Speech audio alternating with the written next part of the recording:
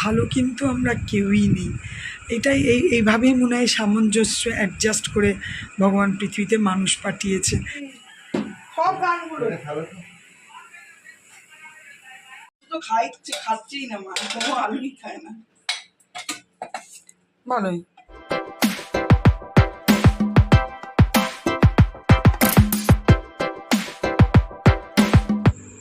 এখন বাজে 6:15। তোমাদের দাদা কালকে এসেছিল, মানে এখানে মায়ের এখানে সকালবেলায় ডিউটি যাবে, তো সেই জন্য চা বসিয়েছি। এই দেখো তোমাদের দাদাকে চা দিয়ে দিলাম, আর যথারীতি আমাদের দাদাও চা খেয়ে ও টিফিন নিয়ে ডিউটি চলে গেল। আজকে বৌদি টিফিনে করেছিল কুমড়ো আলুর ছক্কা, পরোটা আর মিষ্টি। এখানে আমরা সবাই মিলে টিফিন খেতে বসেছি। Good morning and welcome back to my channel Shubhamita's lifestyle. আর আমি শুভমিতা বলছি। আশা করি তোমরা ভালো আছো, আমি বিন্দাস আছি, খুব ভালো আছি।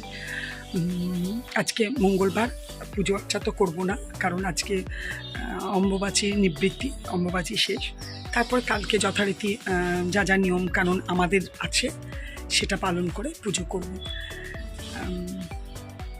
এখানে যথারীতি গোপালের কাজ তো দিদি সকালবেলায় যেটুকু করবার করে দিয়েছে, আর বৌদি এখন চান করতে গেছে। বৌদিও বলেছে একটু ভক্তি দিতে গোপালকে। আমি আর ওদিকে যাইনি, আমি আর দিদি এখন বসেছি দুজনে দুটো কাজ করতে। কি কাজ চলো তোমাদেরকে দেখাবো। আর হ্যাঁ, তোমরা দেশ বিদেশ যে যেখান থেকে আমার ভিডিও দেখছো প্রত্যেককে জানাই অশেষ ধন্যবাদ। তাহলে চলো দিনটা শুরু করি তোমাদের সাথে। কিছুই তো দেখাতেও নেই, বাইরে প্রচণ্ড রোদ, প্রচণ্ড গরম, যা করছি সেটুকুই দেখাচ্ছি। তোমরা ভালোবেসে যে কজন দেখছো তাদেরকে প্রত্যেককে অনেক অনেক ভালোবাসা। চলো। এই দেখো আজকে আমার গোপালকে দিদি উঠিয়ে দিয়েছিল, দিদি থাকলে ওই উঠিয়ে দেয়, সকালবেলায় উঠিয়ে বিস্কুট জল টল দিয়েছিল। তারপর যথারীতি টিফিন খাওয়া হলো। টিফিন খেয়ে আমি আর দিদি বসেছি দুটো কাজ করতে। একটা দিদি হচ্ছে লতি ছড়াচ্ছে, কচুর লতি যেটাকে বলে, আর আমি মোচাটা আজকে রান্না হবে না, কিন্তু দেখলাম টেবিলে একটা বড় মোচা রাখা আছে, তো বললাম আমি ছাড়িয়ে দেবো। তো মা বললো হ্যাঁ নিশ্চয়ই, অবশ্যই ছাড়িয়ে দে। এই দেখো লতি দিদির ছাড়ানো হয়ে গেছে, আমিও মোচা ছাড়াচ্ছি। তোমরাও এইভাবেই ছাড়াও।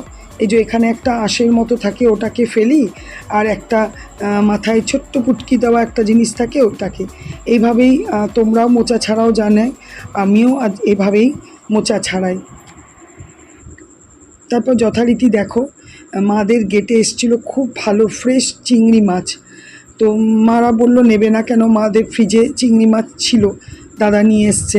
তো আমি একটু অল্প করে চিংড়ি মাছ নিলাম, খুব ভালো একদম ফ্রেশ চিংড়িটা ছিল, ওটাকে বেছেও নিলাম। আতে হ্যাঁ इसको देखेंगे सीखेंगे फिर हम भी একটু कोलेंगे।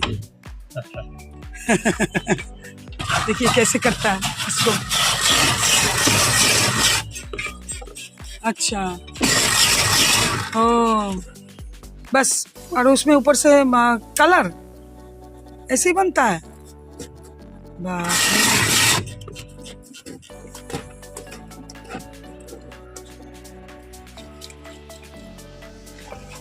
ये कलर मत दीजिए, वो सब देना है थोड़ा थोड़ा। लास्ट में मीठा क्यों नहीं लगता है, लास्ट में एकदम फालतू लगता है।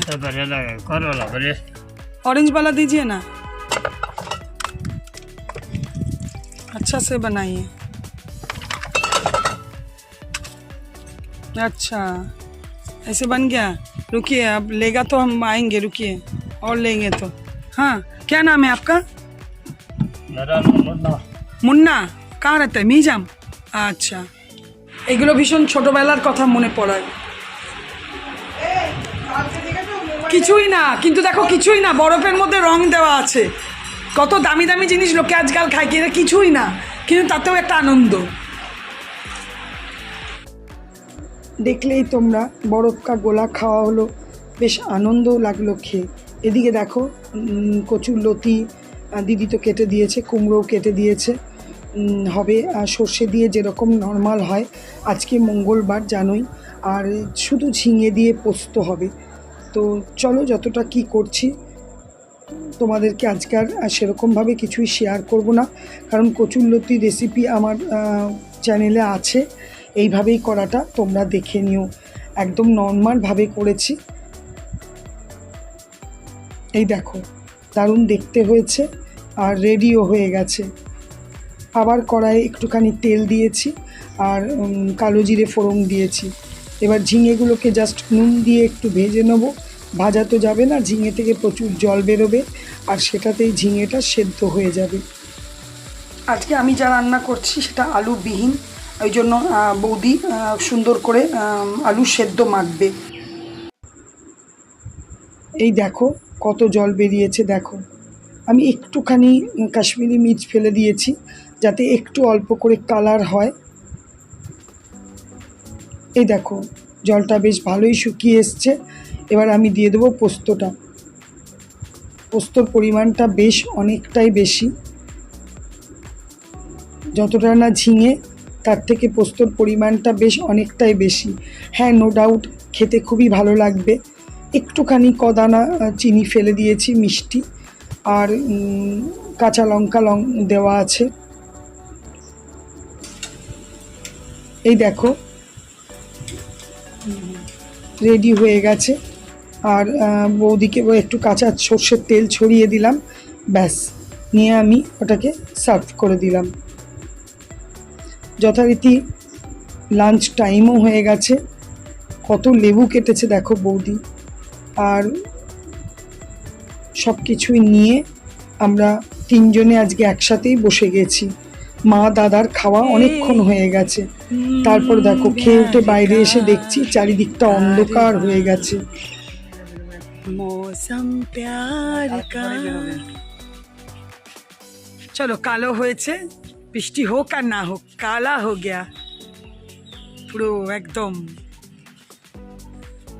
আরে হাওয়াটা দিয়ে যদি ইয়ে হয়ে যায় না, সেটাও তো ভালো। আগে দিয়ে ঘরে দিয়ে দিই, দরজাতে দিয়ে দেবো, চল তাহলে শুকিয়ে যাবে। ঝড় উঠেছে বাউল বাতাস। এই দিদি, আজকে অম্বুবাচী নিবৃত্তি, আজকে বৃষ্টি তো হয়।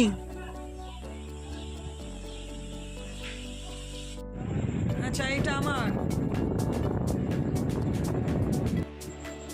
এখানে একটা নিরামিষের দোকান আছে, একটা না অনেকগুলোই আছে, যাই হোক একটা দোকান থেকেই দাদাই দেখো সিঙ্গারার গুটকা কচুরি নিয়ে এসেছে।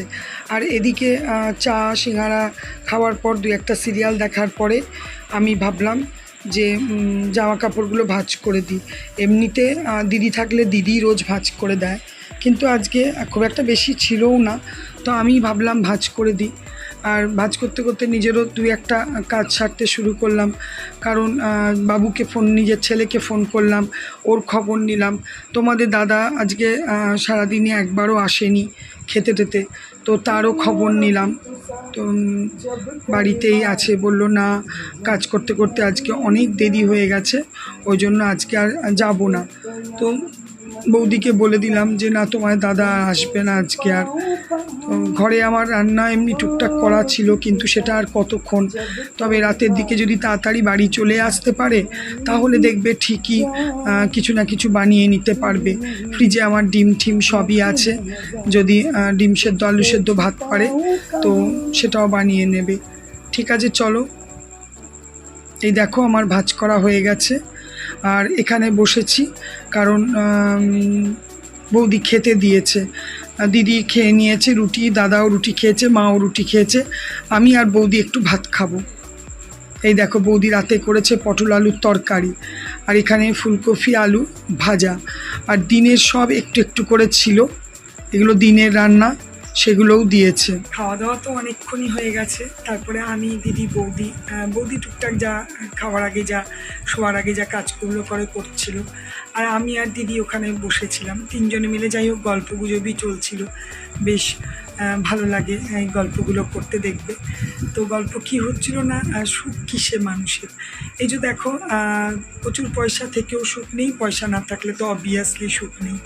শরীর ভালো থেকেও এককালে আমি তখন নিজের কথাটা বললাম যে দিদি বলছিল তখন কত আমরা তিনজনই রোগা ছিলাম, ভালো ছিলাম। বললাম হ্যাঁ, সেদিন আমি রোগা ছিলাম, তখন আমি মোটা হওয়ার জন্য কত কী করেছি, আজকে রোগা হওয়ার জন্য কত কী করছি। তাহলে কি দেখো, এখানেই প্রমাণ হয়ে যায় যে আমরা কোনো কিছুতেই ভালো নেই। সেদিন সত্যি করে বলছি, আমার জীবনে যে আমি এত রোগা ছিলাম, তখন খালি মনে হতাম কী করে মোটা হব। আজকে সব কিছুই বন্ধ করে দিই যদি রোগা হওয়া যায়, কিন্তু রোগা হওয়া যেন আরও কঠিন মনে হয় মোটা হওয়ার থেকেও। তো শরীর ছিল, সুস্থ ছিল, সবই ছিল। আজকে শরীরে আস্তে আস্তে সবারই বয়স হচ্ছে, বার্ধক্য আসছে, যন্ত্রণা শরীরে বাড়ছে, এই বাড়ছে ও বাড়ছে। কত সুযোগ সুবিধা আমরা জীবনে হারিয়েছি, আজকে সেই সুযোগ সুবিধাগুলো পেয়েও আমরা আজ কাজে লাগাতে পারছি না। সেটাই এগুলোই আলোচনা করছিলাম যে সবাই, কেউই ভালো নেই, কোনো না কোনো প্রবলেম, কোনো না কোনো প্রত্যেকটা মানুষের আছে। ভালো কিন্তু আমরা কেউই নেই। এটাই এইভাবেই মনে হয় সামঞ্জস্য অ্যাডজাস্ট করে ভগবান পৃথিবীতে মানুষ পাঠিয়েছে, যে না একতরফা সব কিছু সবাইকে দিলে হবে না। হতে পারে আমরা সবার খবরটা পাই না, উপর থেকে দেখলে ভাবি ও কি ভালো আছে, ওর সব কিছু কোনো চিন্তা নেই, এই নেই ওই নেই, কিন্তু দেখো গা ভেতরে হতে পারে বিরাট কোনো চিন্তা আছে। তো এটাই আমরা আলোচনা করছিলাম।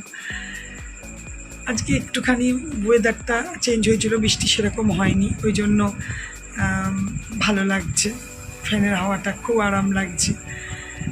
চলো আমি একটুখানি দু একটা রিলস তৈরি করলাম, তারপর ভাবলাম যে না একটু কথা বলে ভিডিওটা শেষ করি। চলো তাহলে আজকে ভিডিওটা এখানেই শেষ করব। যদি কিছু ভালো লেগে থাকে প্লিজ লাইক কমেন্ট করো, আর অবশ্যই আমার চ্যানেলটাকে সাবস্ক্রাইব করো। তোমরা ভালো থেকো, সুস্থ থেকো, সাবধানে থেকো। Good night, tata.